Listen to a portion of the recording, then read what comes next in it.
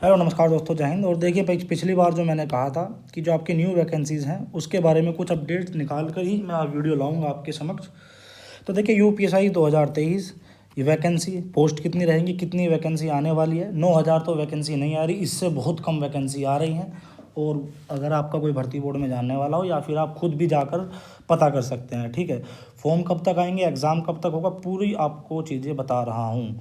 इस वीडियो में आपको पूरी चीज़ें पता चलेंगी। बट सबसे पहले एक खुशखबरी है जो यूपीएसआई 9,534 में, और 23 वाले की तो बात करेंगे, ये 2021 की भर्ती है, ठीक है। इस पर जो कोर्ट केस था, एसएलपी जो डाली थी सुप्रीम कोर्ट में, वो आपकी एक्सेप्ट हो गई है, ठीक है ना। बहुत से लोगों ने कहा कि आप डबल बेंच जाइए, आप वहाँ जाइए। लोग डबल बेंच भी गए हैं, चलो उनका अधिकार है, स्वतंत्र अधिकार है। पर बहुत से लोगों ने कहा था कि डायरेक्ट आप एसएलपी डालोगे सुप्रीम कोर्ट में तो वो एक्सेप्ट नहीं होगी। तो एक्सेप्ट हो भी गई है। आपको अगर जो लोग एक्टिव हैं सोशल मीडिया पर, ऑर्डर भी आपने पढ़ लिया होगा, सब कुछ आप संदिग्ध आपने देख लिया होगा। तो एसएलपी आपकी एक्सेप्ट हो चुकी है। अब देखिए सबसे मेन वाली बात क्या है इस केस में।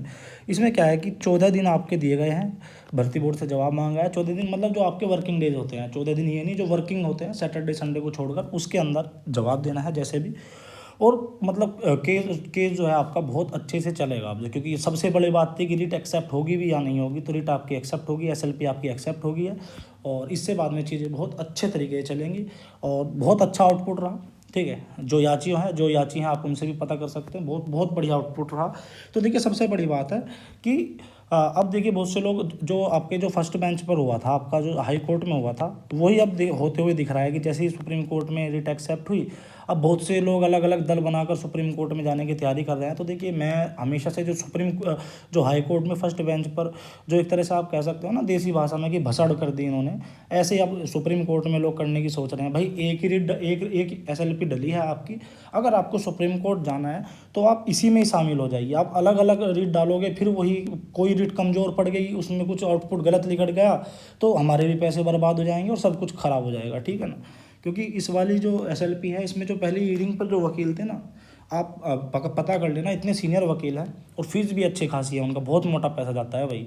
तो लोग पैसे खर्च कर रहे हैं। अगर आप अलग जाओगे और आपने कोई छोटा मोटा वकील कर लिया सुप्रीम कोर्ट में, और वो आपके ग्राउंड्स कमज़ोर की वजह से, या वकील आपका अनएक्सपीरियंस हुआ और उसकी वजह से अगर आपकी रिट खारिज हो गई या एसएलपी वो हो गई ख़राब, तो फिर तो ये हमारी भी सारा पैसा ख़राब हो जाएगा। तो भाई जो भी लोग जा रहे हैं, देखो फर्स्ट बेंच पर जिससे भी मनमुटाव हुआ था भाई, हुआ था, हमने फिर छोड़ दी चीज़ें, बात ख़त्म, हम सब कुछ भूल चुके हैं। अब जहाँ हमारी एसएलपी एक्सेप्ट हुई, अब काम कर रहे हैं।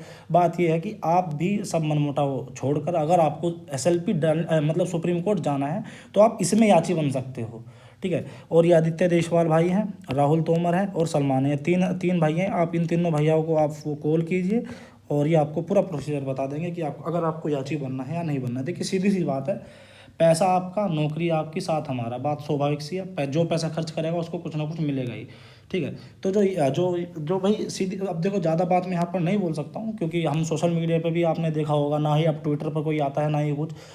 जब से वो पिछली बार जब झगड़ा हो गया था आपस में एक दूसरे का, तो बात वही है कि इस पुरानी बात भुला दो, ठीक है। हम तो देखो हम तो यूपीएसआई के लिए लड़ रहे हैं, तो हम तो सब कुछ भुला चुके हैं। आप भी समझदार बनिए, और जो लोग इनके जो भी किसी भी रिट का साथी है जो फर्स्ट बेंच पर डली थी, अगर वो भी इसमें आना चाहता है तो आप डायरेक्ट कॉल कीजिए, ठीक है। आप यहाँ पे डायरेक्ट, आपकी रिट डिस्पोज हुई है या नहीं हुई है, हर चीज़ का सोल्यूशन है। आप अगर कहीं पर फंसे हुए हो तब भी कोई दिक्कत नहीं है, आप इस नंबर पर कॉल कीजिए और हमारे साथ आ जाइए। हमारी एसएलपी एक्सेप्ट हो चुकी है, ठीक है।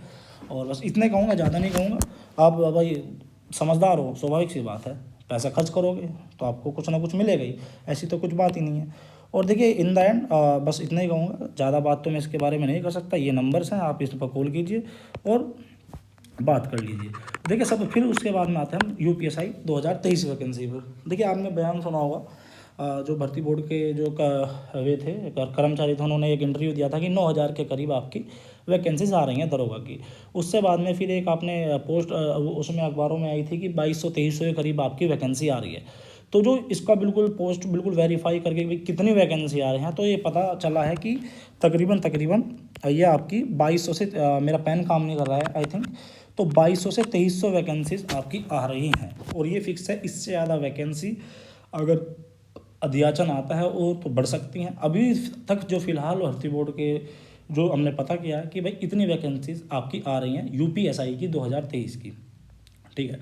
तो स्वाभाविक सी बात है, इतनी वैकेंसी आ रही है तो फिर एग्ज़ाम कब तक होगा, ये भी आपके मन में सवाल आएगा। देखिए बहुत से लोग कह रहे हैं कि इसका एग्ज़ाम बिल्कुल जनवरी फरवरी में जाके होगा, ये होगा वो होगा। बात स्वाभाविक सी ये है, जो हमें पता चला है कि कांस्टेबल के आगे पीछे ही आपका टेंडर जारी होगा यूपीएसआई का। जो आपकी जो कंपनी जो कंपनी के लिए जो टेंडर डाला जाता है, जो आपकी कंपनी आपका एग्ज़ाम कराएगी, जो भी आपकी चयन प्रक्रिया, फॉर्म प्रक्रिया जो भी आपकी मतलब होगा।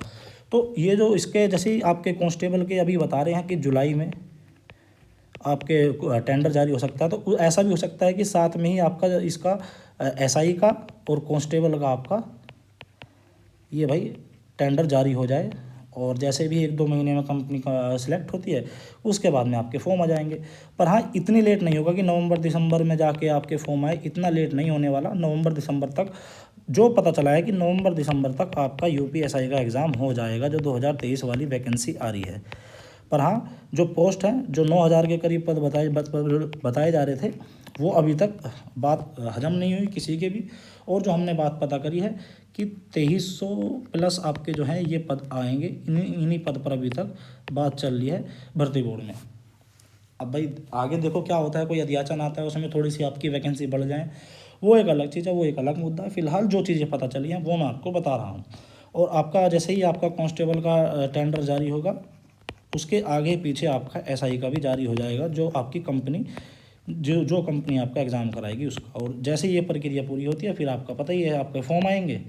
और उससे जैसे कि इन्होंने जो इंटरव्यू दिया था कि नवंबर दिसंबर तक हम आपका जो भर्ती कंप्लीट करा देंगे। देखिए भर्ती बोर्ड का मतलब पता क्या होता है, भर्ती बोर्ड एग्ज़ाम करा देती है और रिजल्ट दे देगी और डीवीपीएसटी दे देगी।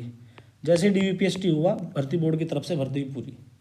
मेडिकल प्रक्रिया बाद की बात होती है, ठीक है। पर डीवीपीएसटी जैसे ही होता है, आपका भर्ती बोर्ड कह देता है हमारी जो वैकेंसी है वो पूरी है, मतलब वही जनवरी फरवरी तक आपकी वैकेंसी है पूरी करा देंगे। बात कहने का मतलब ये है।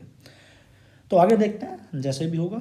और इस पे जो भी आप यूपीएसआई के 9,534 वाले जो लोग हैं, अगर आप न्याय की उम्मीद रख रहे हो अब भी, तो भाई सुप्रीम कोर्ट में आप याची बनिए, ज़्यादा से ज़्यादा आप याची, जितना भी आप याची बनोगे। क्योंकि देखिए आपको पता है पैसा लगता है बहुत मोटा, और वो भी सुप्रीम कोर्ट में तो बहुत मोटा पैसा लगता है। पर हियरिंग 10-11 लाख रुपए लग जाते हैं। तो स्वाभाविक सी बात है, जितने ज़्यादा याची बनेंगे उतना थोड़ा सा और सहयोग बढ़ेगा। तो आप अलग अलग ना जाकर, आप अलग भी जाओगे 2-2.5 लाख रुपए में, आप 2-2.5 लाख रुपए में तो आपकी एसएलपी बनेगी, दायर होगी, ठीक है। क्योंकि टाइपिंग वगैरह सब कुछ, तो ये चीज़ें हैं। अगर आप अलग जाकर पैसा फूकोगे तो भाई देख लो। क्योंकि जैसे आपका उसमें हुआ था, यूपी हाई कोर्ट में हुआ था कि 4-4 5-5 रिट डल गई थी। और फिर आपको पता ही है। तो अलग अलग ना जाकर, किसी से मनमुटाव नहीं है, कुछ नहीं है। चाहे कोई भी मित्र हो, पुराना हो, तो भाई आप भी आ सकते हो, कोई प्रॉब्लम बात नहीं है, ठीक है। आप आइए, आपका स्वागत है, पर अलग मत जाइए, ठीक है। तो धन्यवाद। जय हिंद, जय भारत। और वीडियो को शेयर कर देना और चैनल को सब्सक्राइब कर देना।